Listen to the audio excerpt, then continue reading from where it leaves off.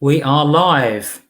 Well, good morning and welcome to healthylife.tv. My name is Paul Bursey and my co-presenter is... Hello, everybody. Good morning. Warren Connolly coming to you here from beautiful Hungary. Nice to have you here with us. Absolutely. So, today's subject is what causes allergic reactions. So, I think my question to you, Warren, would be, have you had any allergic reactions at all? Reactions? I've been stung by a bee before. Okay. Yeah, I remember being stung by a bee as a child. Yeah. And I know it hurt. That's about all I can say, really. Yeah. If you see me dabbing my face, I had a little shave before coming on air, and unfortunately, I cut myself. So I'm allergic to knives and razor blades. I was going to say you have an allergy to razor blades. Oh, absolutely. Anyway, let's get on with it. Besides bee stings, I've most definitely had many allergies to different things. So we'll get through that at some point. Oh, okay. All right. Yeah, I actually, as I said to you before we started, before we came on air, I think that everybody's affected by allergens and allergic reactions. It's just that sometimes they're so small, we just bat them off without thinking about them, you know. But obviously, we know there are varying degrees of having allergies, and some suffer really, really badly.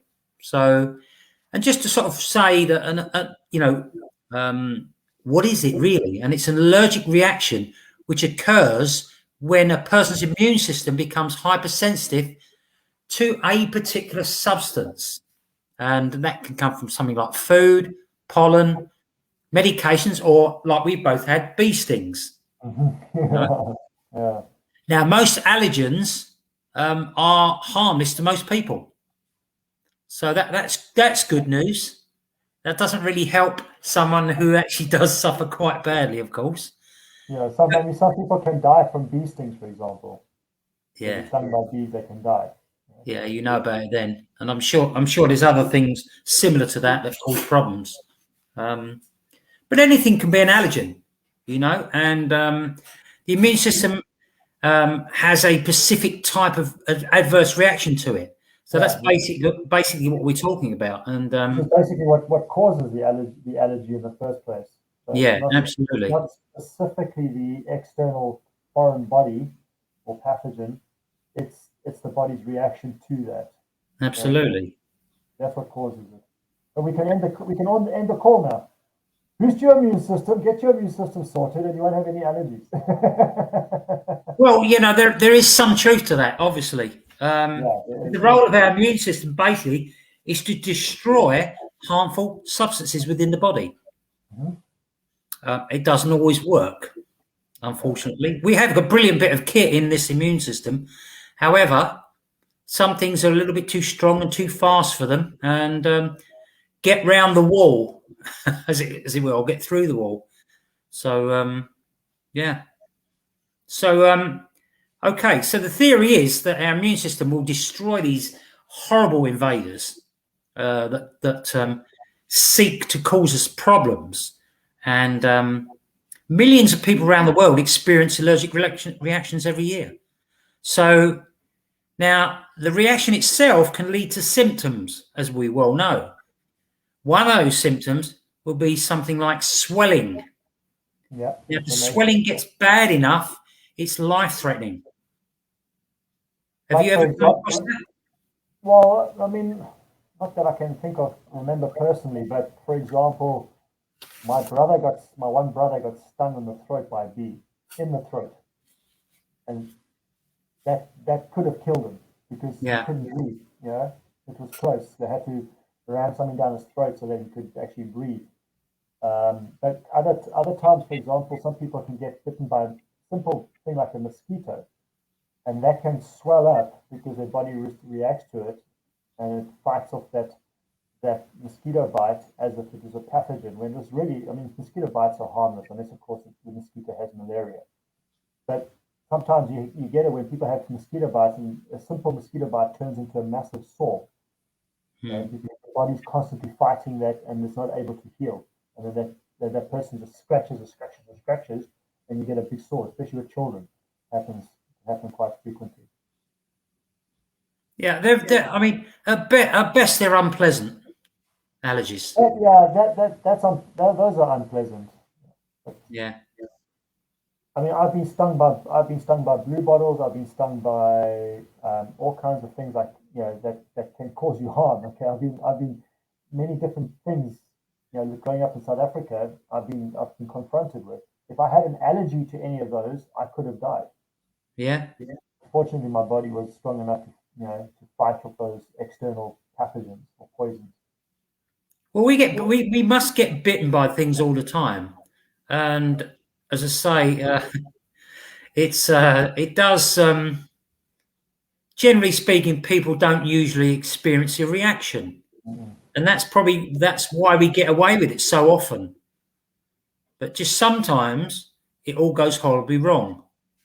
Now, does the body have problems on the first occasion and very quickly? Well, that is quite rare. Okay, however, it does happen. It often takes time for the immune system to build up some kind of sensitivity. So it could be weeks down the line or months down the line. It could be a continual thing that suddenly takes over. I can give an example of that when I was a kid. I had actually two examples. One was food related, and I basically developed asthma as a result. Okay, which I managed to overcome myself. And then, so I don't have asthma anymore, but I had the initial symptoms of asthma for about like a week to 2 weeks from a food reaction, and then also from a cat. I used to be totally okay with cats. I never had any problems with cats before, until one night a cat sat on my chest, and I woke up the next morning and I couldn't see, I couldn't breathe, I couldn't speak. Everything had just literally closed up. Everything. My eyes were completely swollen. I couldn't breathe through my nose. My ears were blocked. My throat was swollen. Everything just from one night with this cat sleeping on my chest. Whereas prior to that, I was completely fine around cats. No problem. So just like you say, cat saliva. You said, didn't you? Yeah, it's the saliva in the dander in the hair. Yeah. So yeah. That's what it is. Yeah. And cats are licking themselves all the time. Yeah. It's a shame because I like cats. Yeah. As we do, I've got one here at the moment who's just decided to settle down and be grief over the last hour. So I was really going to experience kicking the cat syndrome. No, I'm only joking. So the immune system. What the immune system does? A very famous footballer got into trouble for that, eh?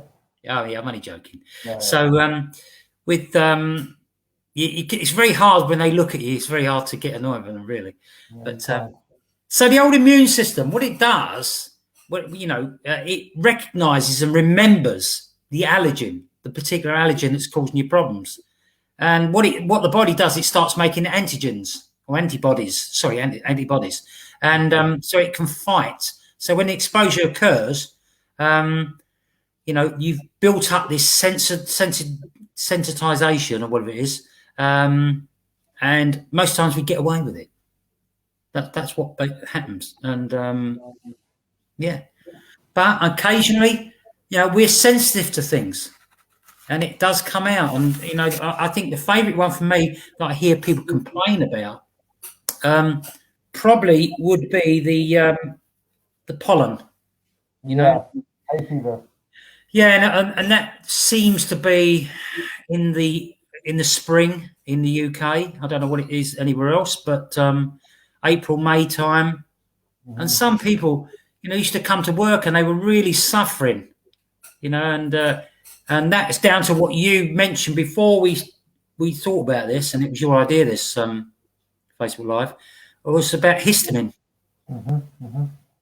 People are, a lot of people are have problems with histamine, and hence that's why you take an antihistamine. But, we'll a bit later. So what some of these things are seasonal. And hay fever is most definitely the one that I have had experience of from other people. Now, do I get it a bit? I get it a little bit, but I just bat it off. I mean, it's just like where some people could be suffering 60%, 70%. I probably have about 2 or 3%. So I just ignore it. So I'm lucky in that respect. I think most people maybe have 1 or 2 little like episodes where they're sneezing from being outside in the springtime and that, but then their body just realizes it's not a threat. And then I think many people will have those little episodes, little, what do you call it, hiccups, when they're just sneezing every once in a while when they're outdoors. And that's a symptom of it, but their body fights it, or doesn't need to fight it, let's put it that way. It's funny when I know that some people can really suffer severe reactions to things, and the thing that came to my mind when I was doing a little bit of research was Mrs. Doubtfire. Do you remember that? The movie, okay. Yeah, because didn't Robin Williams, didn't he put something in the woman that he was interested in her boyfriend's dinner? Oh, okay. That was in the I can't remember what it was. Maybe someone can help me. But it was in the restaurant, right? Sorry? It was in the restaurant, or was it in the home? Yeah, something like mushrooms or something like that. He knew he was allergic to. Yeah. And in the end, he galloped in like the hero and saved him by giving him the Heimlich maneuver. I mean, yeah, we laugh about that, but there's lots of people, that suffered really badly by nut allergies and things like that. And this is why you can't take nut-based foods to school anymore. Yeah, it is so risky with nut allergens. Yeah. I'm lucky. I can go. Give me everything. Doesn't matter about when you go and have what's the jab you get when you cut yourself and things like that. Oh, tetanus. Sorry. Tetanus injection. Yeah. Any jabs. I mean, I'm not allergic to anything. Okay. That causes me a medical reaction to anything. So I mean, which is good. So let's talk about the symptoms. What do allergic reaction cause? What's the one in our business that we fight? Inflammation. Absolutely. Yeah. And it's inflammation and irritation. They go hand in hand. But the inflammation is the thing you need to be concerned about. It can get to such a stage where you can get an anaphylactic shock or anaphylaxis or whatever it is. Anaphylaxis, yeah. Yeah, and that's why people's throat starts to close up and everything. Now, the specific symptoms depend on the type of allergen, of course, and where do we get these problems? Whereabouts in the body can we get problems? What do you mean in terms of the symptoms? No, not but the symptoms. But what parts of the body get affected? Oh, it's the gut. It's the gut area. The gut area and your glands, your glandular areas, your zones, glandular zones. Skin is another one. Skin, your eyes.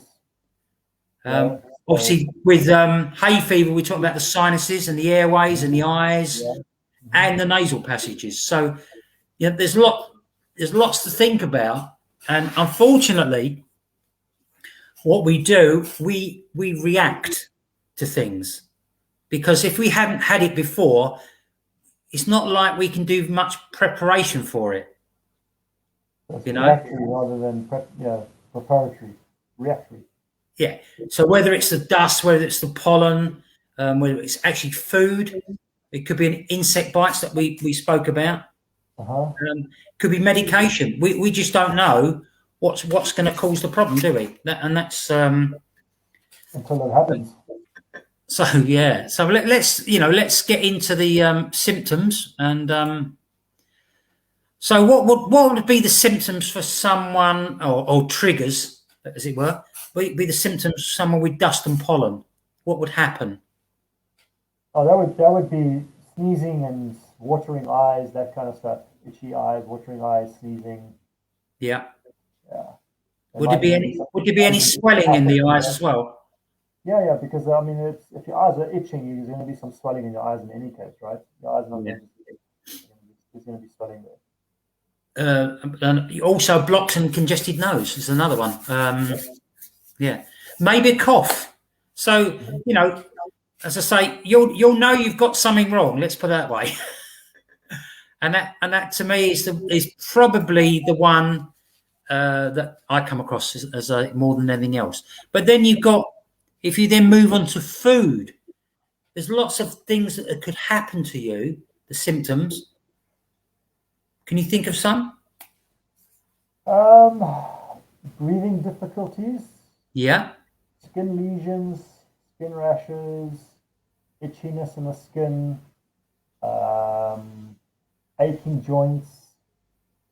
These can all, because that's depending on what the allergy is. Absolutely. Cause inflammation, of course, so your joints could end up aching over time as a result of that. And this is like, for example, why milk is another one that causes like mucus buildup, a lot of mucus buildup either in your nose, in the nasal passages, or in your throat. So you're going to get symptoms there too from milk and dairy products. Yeah, I mean, look, we can get you can also get swelling, as we've mentioned before. You could get swelling on the lips, anywhere on the face. Throat is a big one, obviously. Stomach cramps is another one. And this could be food poisoning, but some of these things overlap. And the other thing is, with children, sometimes you get rectal bleeding, believe it or not. So there's lots. So swollen tongue, maybe. What happens is you have a change. It's a noticeable change most of the time. And you have to pay attention to this noticeable change. Mm-hmm. Right? Don't ignore it. Be aware of what's going on. And if it starts to get worse, you've got to do something about it. Some symptoms are obvious. Other symptoms maybe not so obvious. So what about insect stings? What's going to happen there? Well, like I mentioned before, if you get insect sting, let's say it's from an ant or maybe a mosquito, you're going to get a little bit of swelling going on there. So for some people, it may be nothing really, but others, they can get some quite a bit of nasty swelling. Could be from a spider as well, like a spider bite. That can cause a lot of swelling because some people, their skin is just sensitive, and that's because we say the skin is sensitive, but it's the body's reactory system just responding to that bite a little bit more sensitively than other people. Yeah. If I get bitten, I don't really have any symptoms. You can see I've been bitten, and it might be a little bit of a redness. But if our daughter gets bitten by an ant or mosquito or something like that, she gets actual swelling around the skin or on the skin.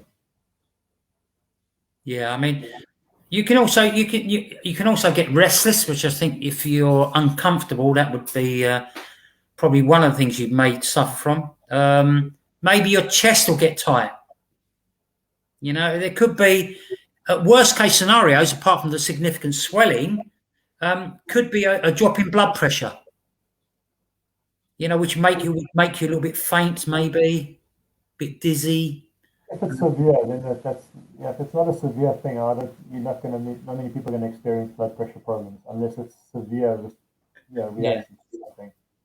So that's going to be quite a significant bite or sting. And obviously, as we know, medication can cause problems as well. And again, every one of these things, as you go back to the fact you've had a change. I don't want to say a change of circumstances, but something within your body is changing. And as I say, something's going to be mild, so you might ignore it initially. Yeah. If it becomes more severe, then anaphylaxis can develop, obviously, and that is the most severest form. And it can be a medical emergency. I don't know how often there are medical emergencies that can be life-threatening, but and the trouble is we only hear about it when something bad happens, So And of course, it could be a change in heart rate as well. So again, it's now it could be the change in heart rate could be having little palpitations because you had a bit too much caffeine. So that's why you've got to pay attention to it. Yeah, but I think also if you start thinking about blood pressure too much and heart rate fluctuations too much, people are going to get they're going to get to the point where it becomes like you're over analyzing things because some people they panic a little bit, especially like children. If they get a bite and they see a bite somewhere, some children can panic, and then obviously their blood pressure is going to change. Obviously their heart rate is going to change. You can't read too much into that, especially if it's a reaction from witnessing something, or noticing something. Like if a child sees a rash on their skin all of a sudden develop, like in the space of a few minutes, they might start panicking, or their parent might start panicking. They may be totally okay, and they go, "Oh, what's this?" And the parent starts panicking, and then the child gets panicky because they see the parent panicking, and then that's going to change things altogether. Yeah. And that can also highlight the reaction from the body as well, because as a parent, if you see a child having an allergic reaction to something, you want to stay calm, because the moment that you start to freak out, the child's going to see you freak out. Their body, their fight or flight response mechanism is going to kick in, okay? Because they're going to start getting fearful, so they're going to think something's wrong. So the body's going to kick in, and that's going to draw away from the initial problem, which was basically a mild allergy. It could be an allergy to the what do you call it? Like resonant plants, for example, like poison ivy. Yeah. Yeah, a child could come into contact with poison ivy, which is just going to be a rash, a slight rash and an itch that a parent might overreact, and then next minute you've got a child that's overreacting, and the body's not able to fight the poison ivy because it's responding to the panic. You understand what I'm saying? Panic and anxiety could double the effect. Yes, exactly. Yeah. As a parent, you've got to be very careful with children and how you respond to the situation. Yeah, I mean, people who may have a higher risk of allergies if they're under 18, believe it or not.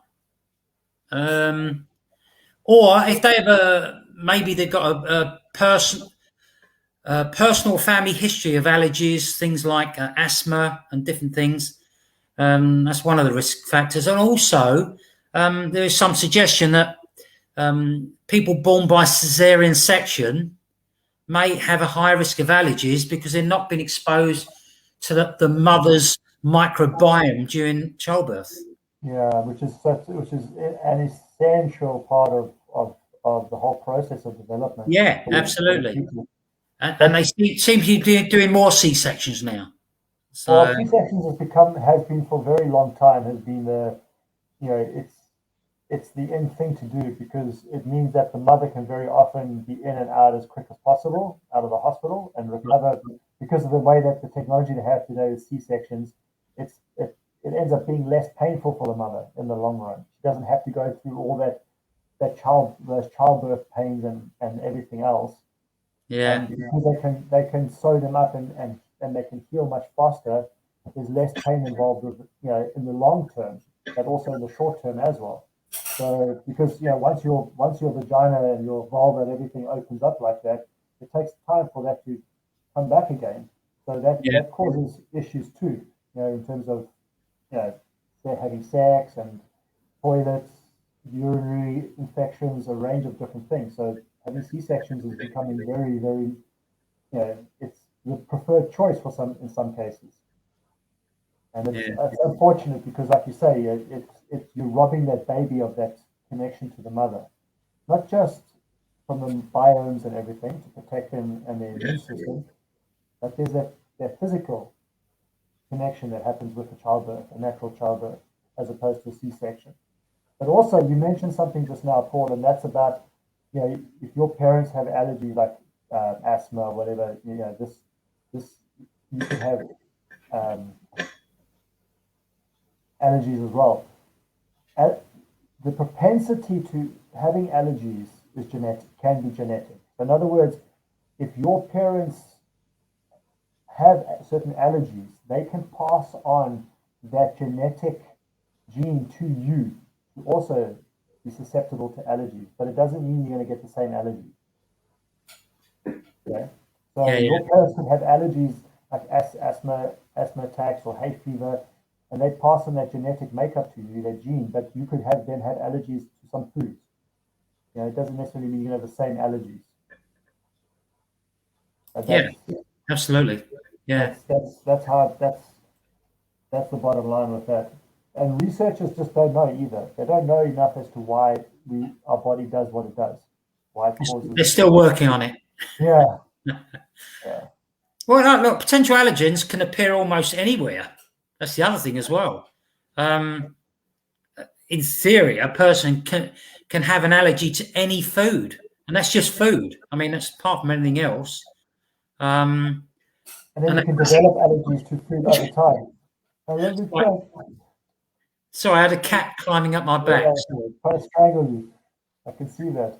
But you can develop those allergies to food over time as well. So it doesn't, a certain allergy, food allergy is not going to necessarily be an immediate impact or have an immediate impact on you. For example, eggs or nuts or milk.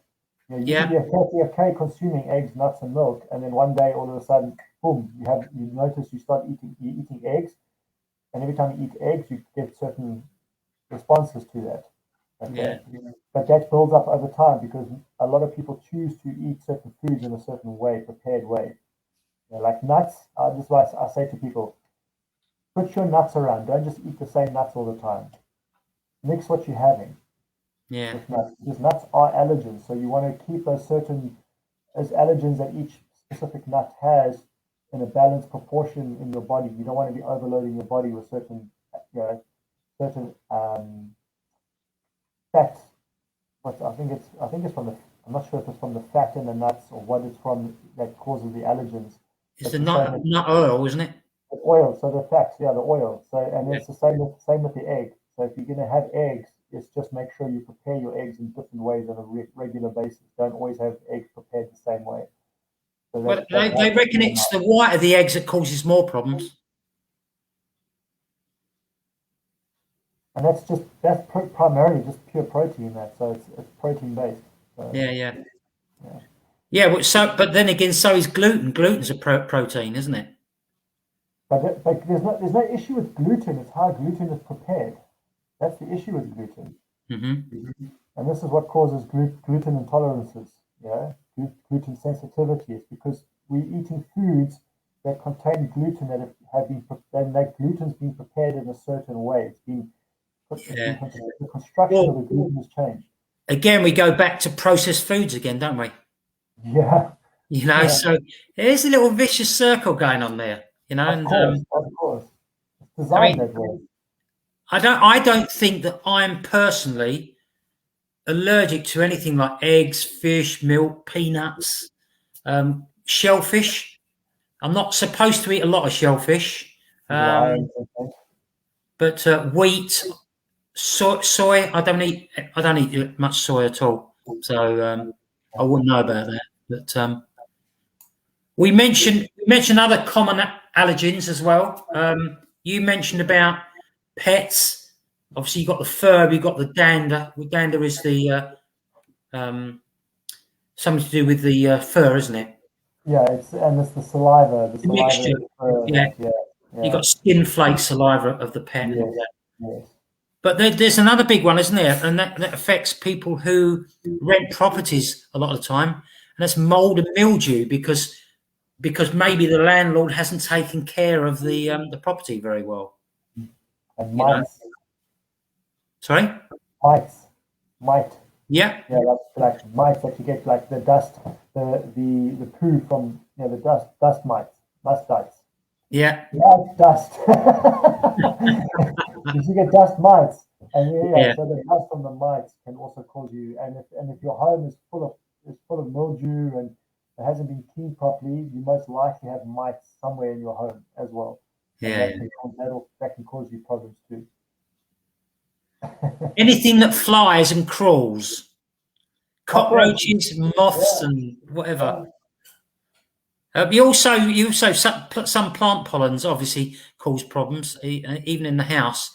But household chemicals, another one, can cause problems. Also, metals, like nickel or copper. Yeah, cobalt, chromium. Okay. Yeah, all that type of stuff. And there's another one as well that people don't think about very often, and that's latex. Gloves, condoms. Yeah. Outfits, or gloves. Outfits. Yeah. Like Yeah. pants and things like that. Yes. So if someone has what they think may be an allergy to something, what should they do?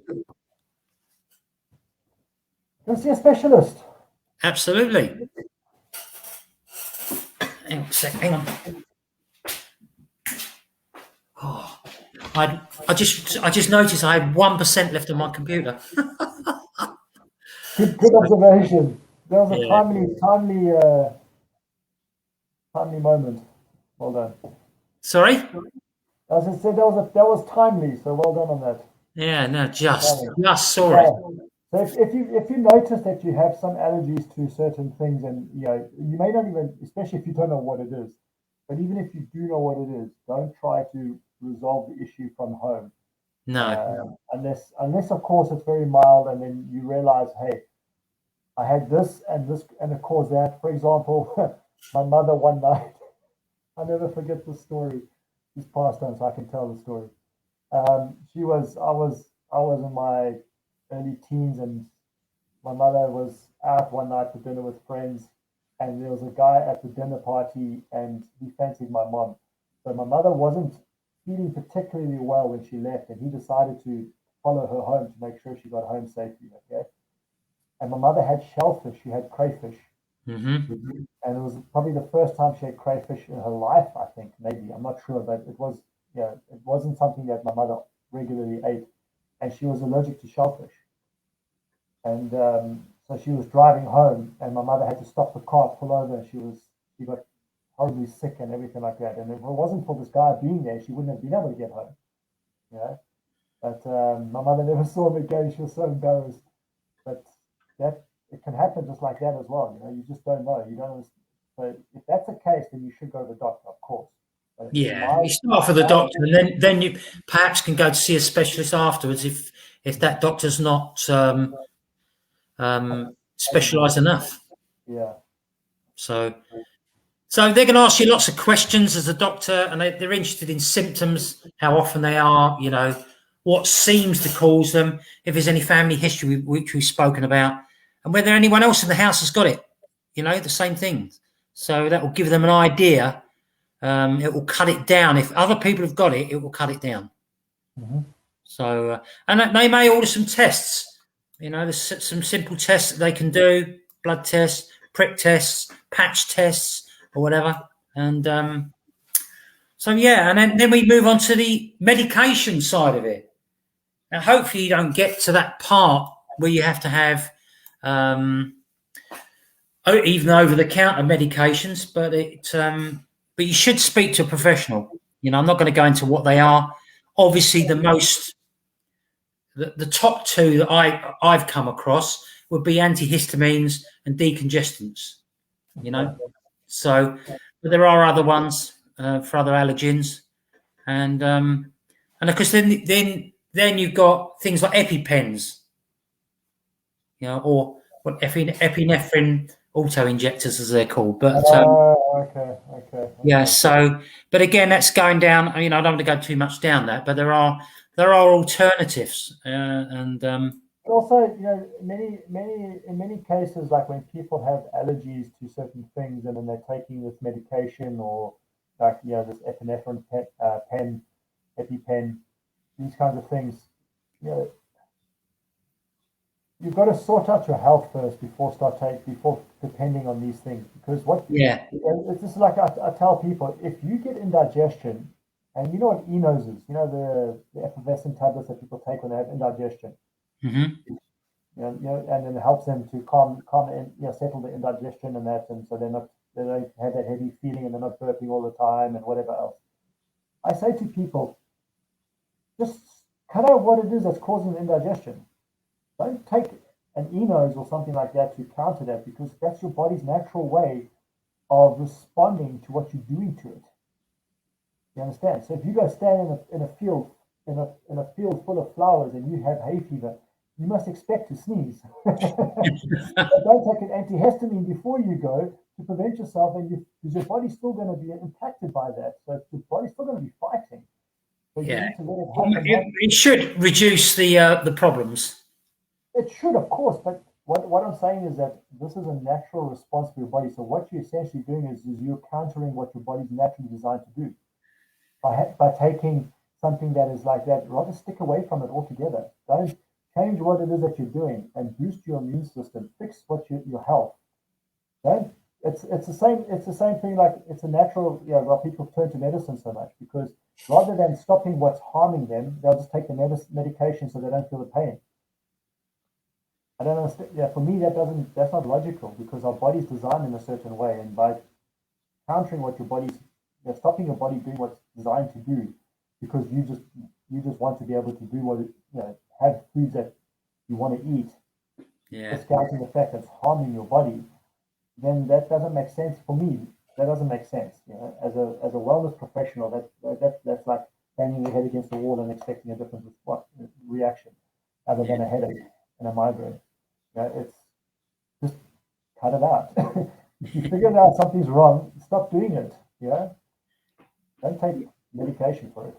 Yeah, I mean, look, you can prevent things. You can be cautious. Look, there's no way to prevent a cure. Sorry, there's no way to prevent or cure an allergy. However, there are some things that you can do to prevent it being much worse than it can, really can get to. So you have to take those measures. Maybe it's wearing a medical alert bracelet. Yeah. If you know about it. And putting yourself in a position where it could happen. Maybe you need to do some allergy testing. You can be tested for everything. Can you imagine? If it's you're a hypochondriac and you get tested for allergies? No, you don't have to be. I'll get it, but you don't have to be a hypochondriac. But it's just, it's making life just a little bit more bearable, And the other thing is, it can happen at any time. All this. Yeah. So it could be that you could go for years by walking in in amongst the flowers, and all of a sudden it appears out of nowhere, and where does that come from? It's like, so I don't know. But when was the last time you saw somebody with a bracelet? I haven't seen anyone with a bracelet for a long, long time. Yeah. Strange, and it makes it obvious. It's like if I was allergic to penicillin, which I'm not, but if I was, then maybe I'd think about wearing a bracelet. Yeah, I think if you have an allergy to penicillin, if you have an allergic reaction to penicillin, I think that most people that do have that condition do have a medical alert bracelet. Yeah. I think most of them do. Because that is a life and death thing. That's seriously it's like nuts. Nuts can be as well. And so depending on who you are. But well, I wish anyone who's got a severe reaction to things that they don't get really badly affected and are aware enough not to put themselves in that position. And if you do, and you're watching this or listening to this now, share with us, like, what is it? What is your condition? I mean, don't be shy to share what your conditions are, because that information can help for somebody else perhaps, and share with us what it is that you do to prevent those symptoms from flaring up. If you have an allergy to something, or if you know somebody that has an allergy, and share this information with them, please. Make sure that they hear this information so it can put their minds at ease as well as it perhaps. We don't have the answers to everything here, but I think what we shared on this podcast today is pretty informative. Yeah, I mean, look, it's not a complete thing by any means, and it's just to give you an idea of what can happen. Hopefully not. What to do, maybe. What to avoid. Yeah. It's also knowing yourself as well. That's one of the biggest things. you know, and I mean, I've got 3 autoimmune diseases, but none of them are, you know, I look after myself a little bit, so none of them are a real problem. However, if I was to develop a nut allergy and didn't realise it and stuff my face full of nuts like I do, you know, something else could happen, couldn't it? So it is about awareness. It is about reading the signs that your body's giving you and finding out, not sticking your head in the sand, going seeking the answers from a professional and trying to stay safe in this world. So if you've got any questions to say, ask us and we'll find out the answers if we don't know. And with that, unless you've got anything else to say, Warren, we'll call it a day. Yeah, I think we can call it a day. I think it's pretty safe to say that. Yeah. Yeah, lovely. That's one. All right. Anyway, everyone, I hope you have a great week. See you next week, next Wednesday on healthylife.tv. And I wish you all the success you're willing to work towards and all the health you're willing to work towards as well. So stay healthy. We'll speak soon. Make health important to you. Yeah, absolutely. See you soon. Bye. Bye-bye.